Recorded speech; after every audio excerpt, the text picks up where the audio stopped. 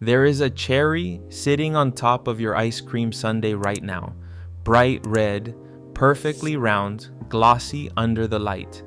You have eaten hundreds of them, on milkshakes, on cocktails, packed in little glass jars in the back of the fridge, and you have probably never once wondered what is actually inside that jar. But here is something that might surprise you.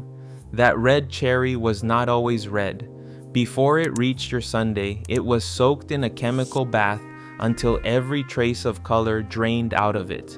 It turned pale. It turned almost white.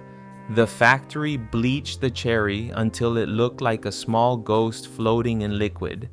And then, only after the cherry had been stripped of everything that made it a cherry, the factory dyed it red again. The natural cherry flavor is gone too. Soaked out, replaced. The thing you taste when you bite into one is not really cherry at all. The original maraschino cherry had nothing to do with chemicals or dye. The story starts in Croatia, along the Dalmatian coast, hundreds of years ago. There grew a small, dark, sour cherry called the marasca. Local producers crushed these cherries, pits and all, and fermented them into a clear liqueur called maraschino. It was sharp, slightly bitter, and prized across Europe. By the 1700s, it was being shipped to royal courts. To make the most of the fruit, producers would also preserve whole marasca cherries by soaking them in that same maraschino liqueur. The alcohol preserved them, flavored them, and gave them a deep, complex taste. Those were the first maraschino cherries, expensive, boozy, and rare. By the late 1800s, these liqueur-soaked cherries had become a luxury garnish in American bars and fine restaurants. Demand exploded, but there was a problem. Real marasca cherries were imported, scarce, and costly, and the imported jars were inconsistent. American producers started looking for a way to make their own version using local cherries, like the Royal Anne, a pale, sweet cherry grown across the Pacific Northwest. And here is where everything changed. Around 1900, American makers began swapping out the maraschino liqueur for a preservative brine instead. Cheaper, more stable, no alcohol. But that swap created a brand new problem, and solving that problem is the entire reason your cherry has to be bleached today. The man who cracked it was a food scientist named Ernest Weigand at Oregon State University. In the 1920s, Prohibition had made the alcohol method illegal anyway, so Weigand perfected a process to preserve cherries with chemistry instead of liquor. His method became the industry standard, and almost every maraschino cherry made in the last 100 years still follows the blueprint he laid down. It starts with ordinary light-colored cherries, usually the Royal Anne or a similar variety, harvested when they are firm. The first thing the factory does is the part nobody expects. They take these cherries and drop them into a brine bath. But this is not simple salt water. The brine is a solution of calcium chloride and sulfur dioxide, sometimes delivered as sodium bisulfite or a similar sulfite compound dissolved in water.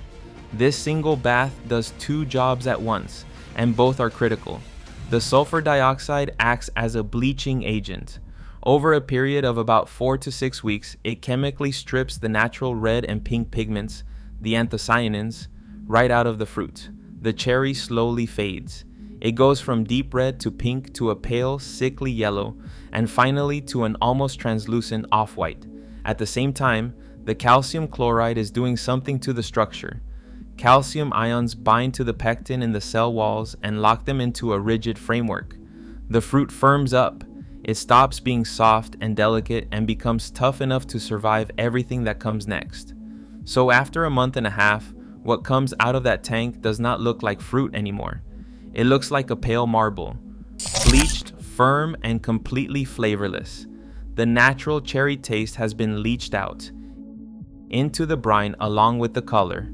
At this stage, the cherry is essentially a blank slate, and that blank slate can sit in storage in giant tanks for up to a year or more, waiting to be turned into the final product whenever the factory needs it. Now comes the reconstruction. When it is time to finish the cherries, workers drain the brine and rinse the bleached fruit in cold water, again and again, sometimes for a full day or more, to flush out the sulfur dioxide. If they skip this, the final cherry tastes faintly of struck matches.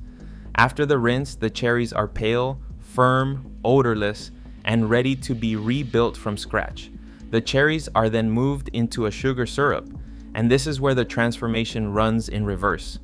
The syrup starts out relatively light, but over the course of several days, the factory steadily increases the sugar concentration. This gradual soak forces sugar deep into the fruit through osmosis.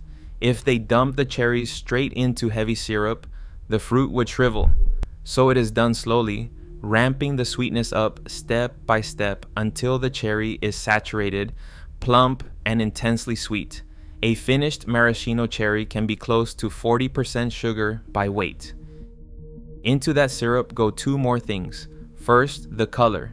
This is the moment the cherry becomes red again, and almost always the dye is F, D, and C red, number 40, the same synthetic red used in countless candies and sodas. A tiny amount turns the entire batch that signature, bright, uniform red, far more vivid and consistent than any natural cherry. For the green cocktail cherries, the same idea applies with F, D, and C. Yellow number 5 and F, D, and C blue number 1 mixed to make green. Second, the flavor. Since the real cherry taste was bleached out weeks ago, it has to be added back artificially. The classic maraschino flavor comes from bitter almond oil or a compound called benzaldehyde, which gives that distinctive sweet, almost almond cherry note. Some producers add other flavorings, but that almond-tinged profile is why a maraschino cherry tastes the way it does, and why it tastes nothing like a cherry you would pick off a tree. Finally, the cherries are jarred in the syrup, sealed, and sometimes pasteurized. A small amount of preservative, often potassium sorbate or sodium benzoate, keeps them shelf-stable for 1 to 2 years without refrigeration. Some are left whole with stems on for cocktails. Others are pitted, halved, or chopped for baking and ice cream toppings. And that is the cherry that lands on your sundae. Here is where the story flips. The bleaching was never about hiding something. It was about creating a blank, stable, indestructible base. The calcium chloride is what lets that cherry survive being boiled in syrup, dropped into a hot fudge sundae, or frozen in a milkshake without falling apart. The sulfur dioxide is what stops it from rotting in the tank. Stripping the color and flavor out is the only way to guarantee that every single cherry, from a factory in Oregon to a diner in Tokyo, looks identical, tastes identical, and lasts for years. The maraschino cherry is not a worse version of a real cherry. It is a completely different product that happens to be shaped like one. It was engineered for a job a real cherry could never do. The bright red is not a disguise, it is a feature, chosen because it reads as cherry to your eyes from across a room, on top of a tower of whipped cream, under the dim light of a bar. To be fair, not every brand follows the exact same recipe. A handful of premium makers now use cherries colored with beet juice or other natural sources, skip the artificial almond flavor, and use the Italian Luxardo style soaked in real syrup. They cost a lot more, and they taste noticeably different, darker, less sweet, more like the original. But the bright red cherry, the one you grew up with, the one in nearly every jar on the shelf, is the bleached and rebuilt kind. So next time you are at the store, pick up a jar of maraschino cherries and turn it around. Read the ingredients. You will see the sugar listed first or second, then the DY, FD, and C red 40, and somewhere in there the natural and artificial flavors that stand in for the cherry taste that got soaked away. You may also see sulfur dioxide listed, a quiet clue to the bleaching bath the fruit passed through weeks earlier. It was never really hidden. The whole story is printed right there on the label. You just never had a reason to read it. The next time one shows up on your dessert, you will know it traveled a long, strange road from a pale marble in a chemical tank to the glossy red dot on top of your sundae.